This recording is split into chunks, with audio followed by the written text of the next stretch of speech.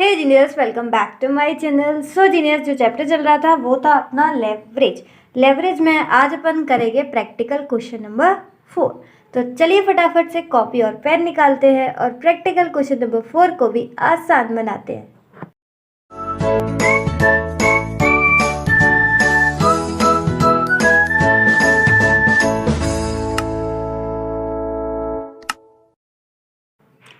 Screen पर आपको question show हो रहा होगा, तो चलिए फटाफट से क्वेश्चन को पढ़ते हैं।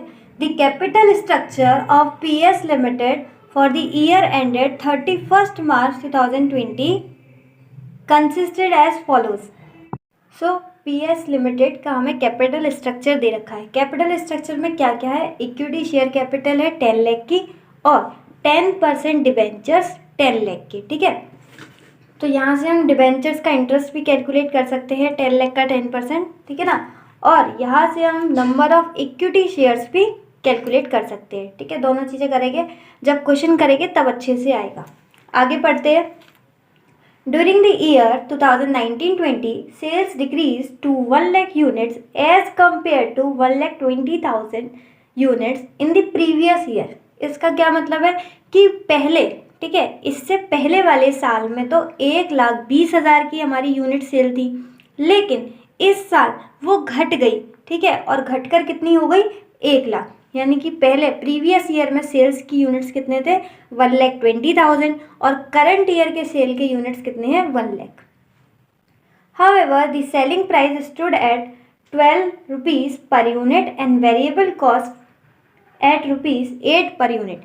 तो सेलिंग प्राइस पर यूनिट दे रखा है, ठीक है, 12 रुपीज़, और वेरिएबल कॉस्ट दे रखा है 8 per unit for both years, दोनों साल का। यानी कि सेम ही रहेगा, इस साल में भी 12,8 रहेगा और नेक्स्ट ईयर में भी 12,8 रहेगा। The fixed expenses were at ₹2 lakh per annum. Fixed expenses भी हमें दे रखे हैं 2 लाख रुपए, and the income tax rate is 30%। Simple tax rate दे रखा है हमें। You are required to calculate the following. अब हमें क्या क्या कैलकुलेट करना है, यानी कि इस क्वेश्चन की क्या क्या रिक्वायरमेंट है वो दे रखा है। सबसे पहले डिग्री ऑफ फाइनेंशियल लेवरेज, यानी कि वही डीएफएल अपना। उसके बाद डिग्री ऑफ ऑपरेटिंग लेवरेज, यानी डीओएल। सिंपल है दोनों चीज़ें। और third one percentage change in EPS. ठीक है, तो ये भी अपन कैलकुलेट कर देंगे। बहुत ही आसान क्वेश्चन है, फटाफट से कॉपी निकालो। वेरी गुड, निकाल ली। अब यहाँ पर फॉर्मेट बनाएंगे हम वही इनकम स्टेटमेंट की तरह, एकदम सिंपल। यहाँ पर पर्टिकुलर्स लिख लेते हैं और यहाँ पर जाएगा आपका अमाउंट। ठीक है, जैसे कि उन्होंने बोला था दोनों साल का करना है, जो भी काम करना है, डीएफएल कैलकुलेट करना, डीओएल कैलकुलेट करना, वो दोनों साल का करना है। ठीक है, तो दोनों साल में फ़र्क क्या था? पिछले साल जो यूनिट्स थे वो थे 1,20,000 यूनिट्स, और इस साल जो सेल हुई है वो कितनी हुई है? सिर्फ 1 लाख यूनिट्स, क्योंकि गिर गई ना, सेल्स की यूनिट्स गिर गए। पहले हमने सेल किए थे 1,20,000 और इस साल सेल किए हैं 1 लाख। अगर आप भूल जाओ तो यहाँ पर हम लिख भी सकते हैं, ये प्रीवियस ईयर का है डेटा और ये करंट ईयर का है डेटा। ठीक है, तो यहाँ से अपन इनकम स्टेटमेंट बनाना शुरू करते हैं। तो सबसे पहले इनकम स्टेटमेंट में आता है सेल्स, उसके बाद वेरिएबल कॉस्ट माइनस करेंगे उसमें से। सेल्स में से वेरिएबल कॉस्ट माइनस करते हैं तो क्या बचता है? कंट्रीब्यूशन। इसके बाद फिक्स्ड कॉस्ट, देन आता है ईबीआईटी, यानी कि earning before interest and tax. इसमें से हम आय यानी कि इंटरेस्ट हटा दें तो क्या बचेगा? ईबीटी, यानी अर्निंग बिफोर टैक्स। और फाइनली इसमें से हम टैक्स माइनस कर देंगे तो ये बचेगा अर्निंग आफ्टर टैक्स, यानी कि अर्निंग बिफोर टैक्स में से टैक्स माइनस कर देंगे तो अर्निंग आफ्टर टैक्स। और जैसे कि इस क्वेश्चन में ईपीएस की बात करी थी, यानी कि अर्निंग पर शेयर की, तो अगर हम ईएटी को डिवाइड कर दें नंबर ऑफ इक्विटी शेयर्स से तो यहाँ पर ही हमारा आ जाएगा ईपीएस, यानी कि अर्निंग पर शेयर। ठीक है, अर्निंग पर शेयर का मतलब क्या होता है कि एक शेयर पर हमने कितना कमाया, ठीक है, ये इक्विटी वालों का होता है। तो यहाँ पर हमने डिबेंचर वालों को इंटरेस्ट दे दिया, टैक्स भी दे दिया, अब बचा क्या, अब जो भी बचा, अब जो भी अर्निंग हुई वो किसकी होगी, ये अर्निंग होती है इक्विटी वालों की, ठीक है। और अगर यहाँ पर प्रेफरेंस डिविडेंड होता, प्रेफरेंस वाले भी होते, तो हम यहाँ पर एक स्टेप बढ़ जाते, अर्निंग आफ्टर टैक्स के बाद प्रेफरेंस शेयर होल्डर को प्रेफरेंस डिविडेंड देते, उसके बाद जो अमाउंट बचता वो देते, ठीक है। बट यहाँ पर प्रेफरेंस शेयर्स नहीं है, तो यहाँ पर बहुत ही सिंपल केस है, डेट को इंटरेस्ट देने के बाद, उसके बाद टैक्स देने के बाद बाकी जो भी अमाउंट बचता है वो किसका हो जाएगा, इक्विटी वालों का। तो इक्विटी वालों को जो अमाउंट मिला है उसको हम डिवाइड कर देंगे, नंबर ऑफ इक्विटी शेयर्स थे, तो हमें पता चलेगा एक शेयर पर कितना पैसा मिला है, ठीक है। ईपीएस का अगर कंसेप्ट क्लियर ना हो तो मुझे कमेंट सेक्शन में आप लोग बता दीजिएगा। अब लिखना शुरू करते हैं। तो जैसे कि सेल्स हमें दे रखी थी कितना, 12 पर यूनिट, और वेरिएबल कॉस्ट हमें दे रखी थी 8 रुपीज़ पर यूनिट, ठीक है। तो अब यूनिट्स हमें दे रखी है, पर यूनिट का पता है, इसको इंटू करेंगे, यहाँ पर आ जाएगा अमाउंट। तो सेल्स निकालते हैं, 1,20,000 इंटू 12 पर यूनिट, तो आ गई ये 14,40,000। अब 1,20,000 को यूनिट से ये, और पर यूनिट वेरिएबल कॉस्ट कितना है, 8, तो 1,20,000 को 8 से इंटू करेंगे तो आ जाएगा 9,60,000, ठीक है ना। अब सेल्स में से वेरिएबल कॉस्ट माइनस करो, यानी कि 1440 में से 960 माइनस करो, तो ये आ जाएगा आपका 4,80,000 का कंट्रीब्यूशन। और फिक्स्ड कॉस्ट हमें गिवन ही था, फिक्स्ड कॉस्ट कितना था, 2 लाख, तो ये प्रीवियस ईयर और इस ईयर दोनों में सेम रहेगा, ठीक है। फिक्स्ड कॉस्ट का मतलब ही क्या है, फिक्स्ड, जो हमेशा फिक्स रहती है। अब 4,80,000 यानी कि कंट्रीब्यूशन में से फिक्स्ड कॉस्ट 2 लाख माइनस करेंगे तो ये आ जाएगा 2,80,000। उसके बाद हमें माइनस करना है इंटरेस्ट। इंटरेस्ट कैसे कैलकुलेट करेंगे, हमें याद है डिबेंचर्स दे रखे थे स्टार्टिंग में, कितने दे रखे थे, 10 लाख के, और उस पर इंटरेस्ट रेट भी हमें बताया गया था 10%। तो अगर 10 लाख पे 10% का आप निकालो तो आ जाएगा 1 लाख रुपीज। तो अब EBIT में से अगर हम आय माइनस कर दे, यानी कि इंटरेस्ट माइनस कर दे, तो 280 में से 1 लाख माइनस करोगे तो ये आ जाएगा आपका 1,80,000, ठीक है ना। उसके बाद टैक्स रेट भी दे रखा था कितना, 30%। तो 1,80,000 का 30% कैलकुलेट करते हैं, 54,000।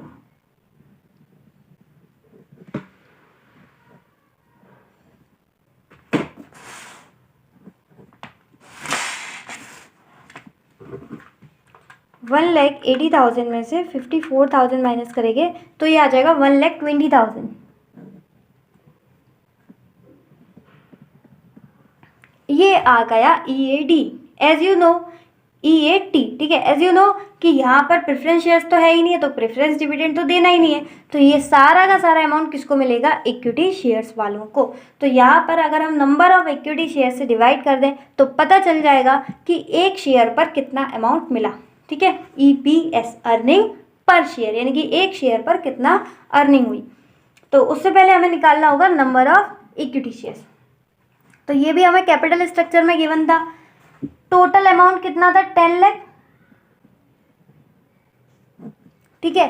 10 लाख को अगर हम डिवाइड कर दे, कितने की फेस वैल्यू थी, 100, तो 10 लाख अमाउंट था और फेस वैल्यू कितना था, 100। तो यहाँ से हम ये निकाल सकते हैं नंबर ऑफ इक्विटी शेयर्स। तो नंबर ऑफ इक्विटी शेयर्स आ जाएगी आपके 10,000, ठीक है ना।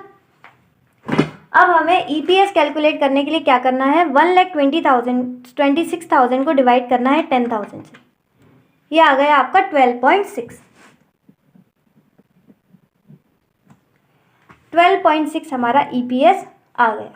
तो प्रीवियस ईयर का हमने यहाँ तक कंप्लीट कर लिया, EPS तक का कंप्लीट कर लिया प्रीवियस ईयर, जहाँ पर कितने यूनिट्स थे, जहाँ पर 1,20,000 यूनिट्स थे। अब हमें करना है करंट ईयर का। जहाँ पर कितने यूनिट्स थे, 1 लाख। तो सबसे पहले यहाँ भी अपन कैलकुलेट करेंगे सेल्स को, तो 1 लाख का इंटू करेंगे 12 में, तो यहाँ पर 12 लाख की सेल आ जाएगी। 1 लाख का इंटू करेंगे 8 में, तो 8 लाख क्या आ जाएगा, 8 लाख आ जाएगा वेरिएबल कॉस्ट।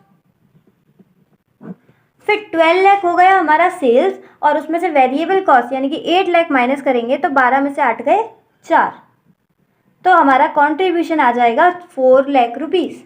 उसके बाद फिक्स्ड कॉस्ट वही अपना सेम 2 लाख रुपीज़ थी, तो कॉन्ट्रीब्यूशन में से फिक्स्ड कॉस्ट माइनस करेंगे, यानी कि 4 लाख में से 2 लाख माइनस करेंगे तो कितना बचेगा, 2 लाख रुपीज़। इंटरेस्ट भी हमने ऑलरेडी कैलकुलेट कर लिया है, वही कैपिटल स्ट्रक्चर है हमारा। डिबेंचर्स कितने थे, 10 लाख रुपीज़, और 10 लाख पर डिबेंचर इंटरेस्ट कितना था, 10%, तो आ जाएगा 1 लाख। अब EBIT में से I हटा दिया तो बच गया EBT, तो 2 लाख में से 1 लाख हटा दिए तो कितना बचा, 1 lakh. Tax rate again same कितना था, 30%, तो 1 लाख पे 30% अगर आप कैलकुलेट करो तो आ जाएगा 30,000। यहाँ पर सारी चीज़ें सिंपल है, इसलिए मैं कैलसी का यूज़ नहीं कर रही हूँ, इजी बहुत सिंपल है। अब 1 लाख में से 30,000 जाएंगे तो कितने बचेंगे, 70,000, 70,000। उसके बाद हमने number of shares already calculate कर दी है, 10,000। अब इसको डिवाइड कर दो तो आ जाएगा अर्निंग पर शेयर यानी कि EPS, तो इसको डिवाइड करोगे तो ये आ गया 7। यानी पिछले साल ज़्यादा सेल हुई थी तो EPS कितना था, 12.6, लेकिन इस साल सेल कम हो गई तो इस बार कितना हुआ, EPS कितना हो गया, 7। ठीक है, तो पिछले साल EPS ज़्यादा था और इस साल EPS कम हो गया। अब क्वेश्चन की एक एक करके रिक्वायरमेंट पूरी करते हैं। ठीक है, वैसे क्वेश्चन पूरा हो गया, अब मतलब इतना वो नहीं है, लेकिन जो एग्जैक्टली उन्होंने मांगा था वो देना बाकी है। ठीक है, एग्जैक्टली उन्होंने मांगा था पहली चीज़ फाइनेंशियल लेवरेज, तो यहाँ पर लिखते हैं डिग्री ऑफ फाइनेंशियल लेवरेज कितना, DF जो है DFL। ठीक है, DFL का फॉर्मूला बताओ, कंट्रीब्यूशन अपॉन EBIT। नहीं, हमेशा पहले हम DOL कैलकुलेट करते हैं, उसके बाद DFL कैलकुलेट करते हैं, तो हमेशा वही याद रहता है हमें, contribution upon EBIT upon EBIT। ठीक है, लेकिन यहाँ पर उन्होंने हमसे DFL मांगा है, तो कंट्रीब्यूशन EBIT नहीं, EBIT अपॉन EBT। ठीक है, तो पहले कौन सा फॉर्मूला यूज होगा, EBIT अपॉन EBT। ठीक है, उसके बाद जो सेकेंड चीज उन्होंने बोली थी वो था डिग्री ऑफ ऑपरेटिंग लेवरेज यानी कि DOL। अब हमें बोलना है कंट्रीब्यूशन अपॉन EBIT। ठीक है, वो यूज टू में रहता है ना, पहले हम DOL कैलकुलेट करते हैं उसके बाद DFL, इसलिए हम हमेशा पहले ये बोल देते हैं contribution upon EBIT upon EBT। पर यहाँ पर उल्टा उन्होंने फंसाया, पता है, ये छोटी छोटी चीज़ें ही ना हमें वहाँ पर बहुत ज़्यादा डिस्टर्ब कर देती हैं, क्योंकि हम मतलब बिल्कुल ऐसा हमारा यूज टू हो जाते हैं कि पहले ये वाला फार्मूला लिखना है तो हम पहले यही लिख लेते हैं। ठीक है, तो अगर ऐसी आपको दिक्कत आए तो आप कुछ मत करना, बस ऑपरेटिंग लेवरेज को पहले कैलकुलेट कर लेना और फाइनेंशियल लेवरेज को बाद में। ठीक है, रिक्वायरमेंट तो हमने क्वेश्चन की पूरी करी दी, तो वो कुछ नहीं करेंगे, बस आपकी वहाँ पे कन्फ्यूजन दूर हो जाएगी। हमेशा मेरे लिए हम इस तरीके से लिखते हैं, तो पहले कंट्रीब्यूशन अपॉन EBIT, उसके बाद EBIT अपॉन EBT, इस तरीके से हमारे फॉर्मूला लिखने की आदत हो जाती है।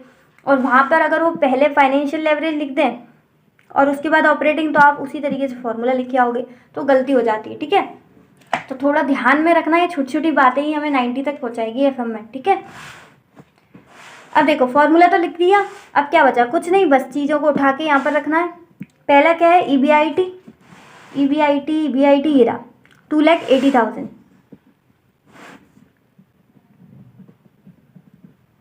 और EBT 1,80,000।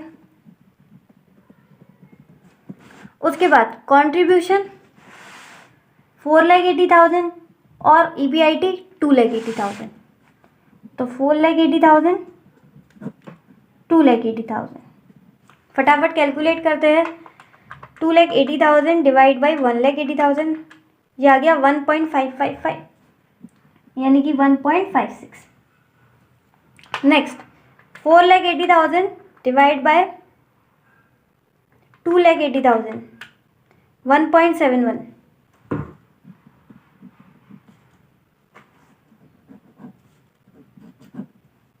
तो ये दो चीज़ें कैलकुलेट हो गई। यही दो चीज़ें इस वाले में भी कैलकुलेट करनी है, तो यहाँ भी करते हैं। सबसे पहले EBIT अपॉन EBT। तो इस साल का EBIT कितना है? 2 लाख, कम हो गया है देखो। और इस साल की EBT कितनी है? 1 लाख। तो यहाँ से आप कैलकुलेट कर ही लोगे, 2 आ जाएगा। उसके बाद contribution 4 lakh, contribution upon EBIT, तो 4 लाख अपॉन 2 लाख।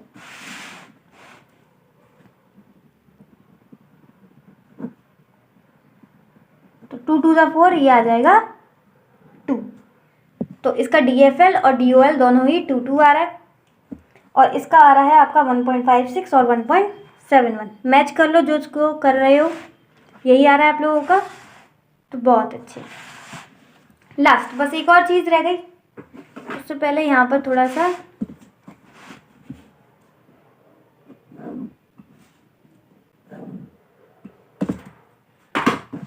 अब ठीक लग रहा है। अब थर्ड रिक्वायरमेंट थी, थर्ड रिक्वायरमेंट ध्यान से देखना, थर्ड रिक्वायरमेंट थी अर्निंग पर शेयर यानी कि EPS। ठीक है, तो यहाँ पर अर्निंग पर शेयर नहीं निकालना था, यहाँ पर निकालना है percentage change in EPS, percentage change in EPS यानी कि percentage change in earning per share, ये कैलकुलेट करना है। ठीक है, इसको हम ऐसे भी लिखते हैं परसेंटेज चेंज इन EPS।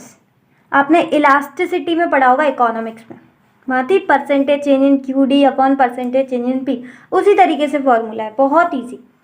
तो हमें निकालना है परसेंटेज चेंज इन EPS यानी कि EPS में कितना चेंज आया। तो इसका सिंपल सा आपको फॉर्मूला यूज़ करना है, change in EPS upon EPS और इनटू 100 कर दोगे तो ये परसेंटेज में आ जाएगा आंसर। ठीक है, यहाँ पर कर लेते हैं change in EPS upon EPS into 100। Change in EPS कितना है देखो, पहले EPS 12.6 था और अब 7 है, यानी कि कितना डिफरेंस आ गया, कितना चेंज आ गया, 5.6 का। 12.6 में से 7 माइनस कर दोगे तो पता चल जाएगा 5.6 का चेंज आ गया। कितना चेंज आ गया है? 5.6। और EPS मतलब इनिशियल EPS जो पहले था, तो पहले EPS कितना था? 12.6। तो पहले EPS 12.6 था, अब चेंज आ गया है 5.6 का, इंटू 100 कर दोगे तो आंसर आ जाएगा परसेंटेज में। चेंज आ गया है 5.6 का, पहले थे 12.6 इंटू 100, तो ये आ गया 44.44। तो 44.44 आ गया आपका परसेंटेज चेंज इन EPS। बहुत ही सिंपल। पहले क्या करना है आपको, change in EPS upon EPS into 100, यानी कि चेंज कितना आया, EPS पहले कितना था और इंटू 100, बस इतना करना है, आपका हो जाएगा। ठीक है, उम्मीद है आपको पूरा समझ में आया हो, और इस तरीके से प्रेजेंट करके आओगे तो बिल्कुल भी मार्क्स नहीं कटेंगे।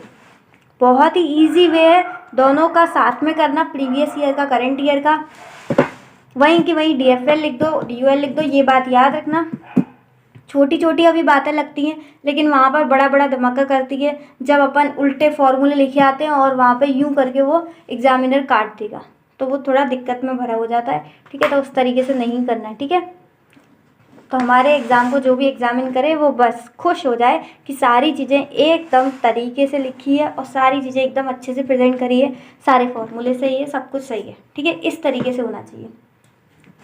जिसने ये पार्ट नहीं करा वो मैं यहीं पर दिखा देती हूँ, तो आप कर सकते हो। ठीक है, तो आज के लिए बस इतना ही। उम्मीद है आपको सब कुछ समझ में आया हो। If the video is helpful for you then hit the like button, share with your mates as well if it deserve, and या टू सब्सक्राइब, बिकॉज सब्सक्राइब तो बनता है। इतने सारे सॉल्यूशंस, एक एक क्वेश्चंस आपके लिए बना रहे हैं, तो आपका भी सपोर्ट बनता है हमारे लिए। क्यों?